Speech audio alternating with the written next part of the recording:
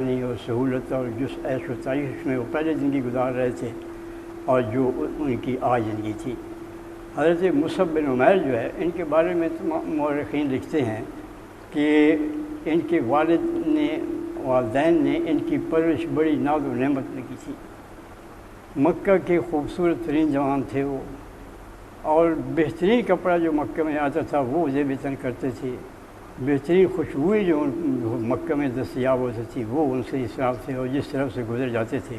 وہ گلی مہک جاتی تھی۔ تو ان کی یہ شان تھی، یہ شوکت تھی، یہ تعیش کی زندگی تھی اور یہ آرام تھا۔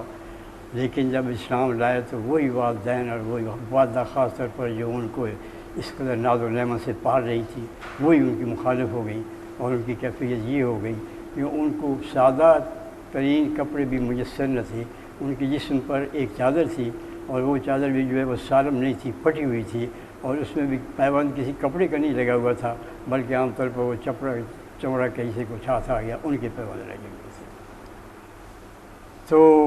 نبی کریم صلی اللہ علیہ وسلم کی یہ حالت دیکھ کر رو پڑے۔ اور دوسری روایت میں یہ بھی آتا ہے کہ آپ نے فرمایا کہ تمہیں معلوم ہے کہ کس چیز نے ان کو اس حالت تک پہنچایا؟ اس ناز و نعمت کی زندگی سے، اس خشونت اور اس جو ہے سخت ترین زندگی میں کیسے اس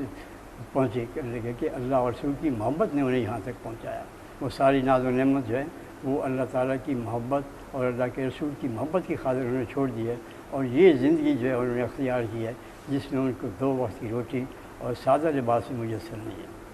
تو پھر نبی کریم صلی اللہ علیہ وسلم نے فرمایا کہ کیف بکم اذا غدا احدکم فی حلۃ وراح فی حلۃ ووضعت بین یدیہ صفحۃ ورفعت صفحۃ اخری۔ نبی کریم صلی اللہ علیہ وسلم نے فرمایا کہ اس وقت تمہاری کیا کیفیت ہوگی، تمہارا کیا حالت ہوگی، جب کہ تم پر ایک ایسا وقت بھی آئے گا جب کہ تمہارے پاس دولت کی اتنی فراوانی ہوگی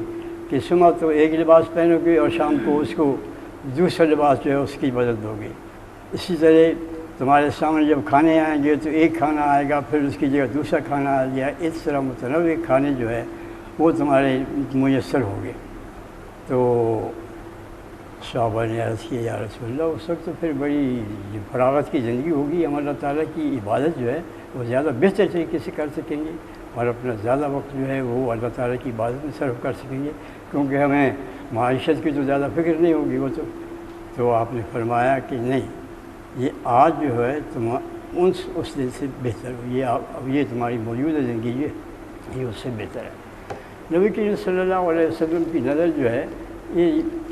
آخر پر تھی کہ اس کا انجام جو ہے وہ دولت کا انجام کیا ہوتا ہے۔ دولت بے شک کوئی ایک اللہ تعالیٰ کی نعمت ہے،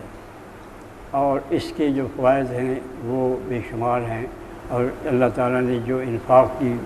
حکم دیا ہے وہ اسی صورت میں پورا ہو سکتا ہے جب انسان کے پاس دولت ہو۔ لیکن دولت کی فراوانی کے لیے انسان کا اپنی تگ و دو کو وقف کرنا، اور اس کے لیے دوڑ بھاگ کرنا، اور اپنی زندگی کا محور یہ بنانا کہ اس کو بہترین مکان حاصل ہو، اس کو بہترین لباس حاصل ہو، اور اس کو بہترین کھانے حاصل ہوں، اور اس کی رہائش اور اس کی زندگی جو ہے وہ تعیش کی زندگی ہو، اور کوئی چیز ایسی دنیا کی نہ ہو جسے وہ چاہے وہ اس کو حاصل کرنے کے لیے اس کے پاس وسائل موجود نہ ہو۔ یعنی دنیا میں کی جو دوڑ بھاڑ ہے وہی ہماری جب محور بن جائے تو پھر وہ جو ہے وہ انسان کو خراب کر دیتی ہے۔ اور اس میں کوئی شک نہیں ہے کہ ہمیں کبھی دولت کے نہ ہونے کی وجہ سے امت مسلمہ کو جو نہیں پیش آئی، بلکہ جتنی مشکلات پیش آئی ہیں وہ اس وقت پیش آئی ہیں جب ہم مسلمانوں کے پاس دولت کی فراوانی تھی۔ آپ کو یہ دیکھیے کہ نبی کریم صلی اللہ علیہ وسلم کی اس ارشاد کے مطابق کیا دولت بغداد کی سلطنت جب ہلاکو خان نے اس کو تباہ کیا ہے، ان کے پاس دولت کم تھی، خزانے بھرے ہوئے تھے ان کے پاس، لیکن وہ شکست کھا گئے۔ وہ کچھ اور چیز تھی دراصل، علامہ اقبال کہتے ہیں نا، سبب کچھ اور ہے تو جس کو خود سمجھتا ہے، زوال بندہ مومن کے بے زری سے نہیں۔ آج خون کے آنسو ایک شخص نے کتاب لکھی اور اس کا وہ ہر جگہ یہی پھر کہتے ہیں کہ یہ نہیں ہے، یہ نہیں ہے، کہتے ہیں اس کی وجہ کیا ہے کہ پیسہ نہیں